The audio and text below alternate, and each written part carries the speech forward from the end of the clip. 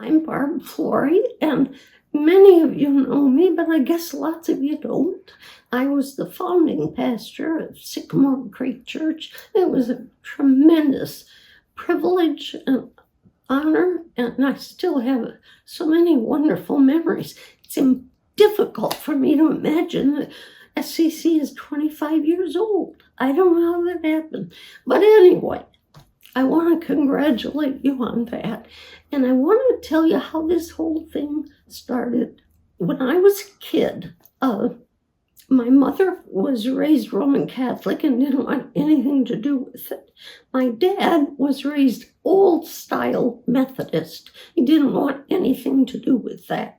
So there was no church in my life when I was a kid. My mother was raised Roman Catholic.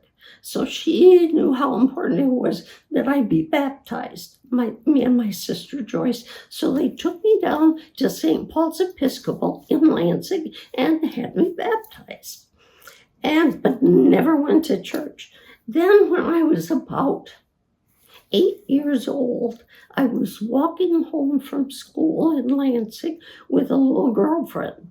And I loved to sing, and she did too. We sang in our school choir, and she said, "Would you like to come to my church? And we have a choir for kids."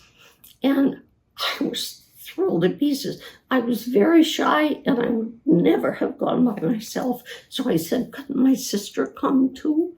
She said, "Well, of course."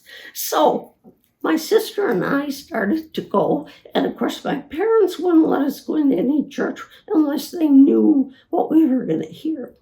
So they went also, and it was Pilgrim Congregational Church in Lansing, and they did everything right. They welcomed us in, and I went there from the time, would have been like third grade, till I graduated from high school, and had my faith tended to. When I was a senior in high school, I'm a big reader. I'm a black belt in reading, and I began to read philosophers. I read, lots of them, and I discovered not everyone believed in God. The more I thought about it, I thought, how do we know there is a God?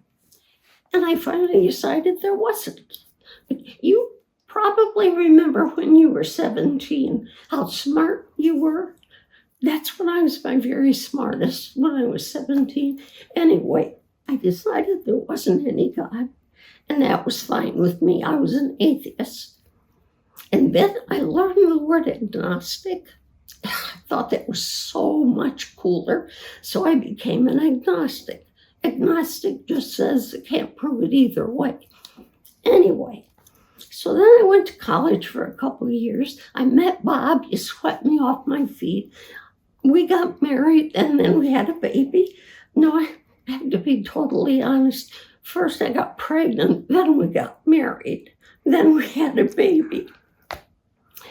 And it was wonderful for a year, maybe two, and then I wasn't happy. It wasn't like I'd seen in the movies, It got to where lots of nights I'd go to bed with Bob, and he'd go to sleep, and I'd get back up, and I'd go out and sit in the living room and just cry all by myself. I didn't know what to do. I couldn't imagine getting divorced. I didn't know anything about how you do that. I just couldn't think that way, but I was so unhappy, and I just sit there and cry night after night. And then an old girlfriend of mine called, and she said that she had a book. Her father had died. It was really hard for her. She had a book that she read that meant a lot to her, and she wanted to give me a copy. And she brought it over. We talked at the door. I took the book. The book was Beyond Ourselves by Catherine Marshall. It was a Christian book. I'd never read anything like it in my life. I sat down one night in the living room crying. I started to read that book, put it down, and I'm still crying. And this is the thing I can't explain what happened. God just suddenly stepped into my living room. Now, it's not like I saw someone or heard voices or anything, not at all. It was a presence so strong in the room, I could hardly breathe. I knew, agnostic, all that, throw that out. This was God of the universe. And I felt totally loved, cared for.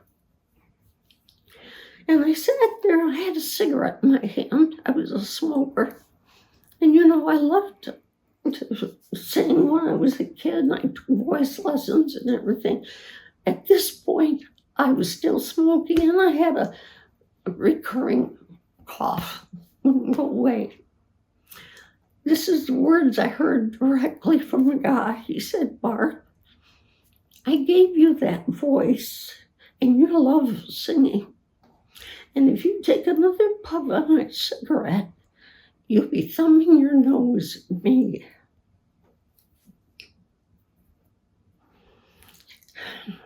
I had 5 packs of Winston's out in the kitchen cupboard.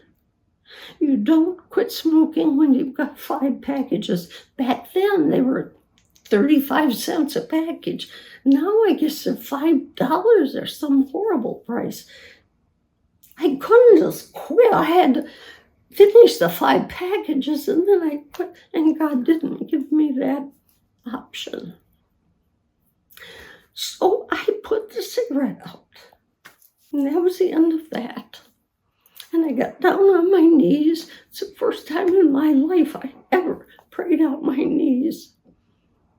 And it was absolutely wonderful. Then I went upstairs trying to find a Bible. I knew my mother gave me one sometime. Anyway, that's where Sycamore Creek Church came from.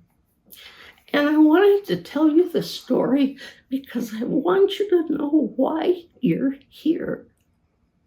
You're here because in Potterville, everywhere in the Lansing area, there are still women crying in the night. And they don't know where to turn, and they don't know what to do. And there are men who, they don't generally cry, but they're having a few more beers than they should have to try to get through the night.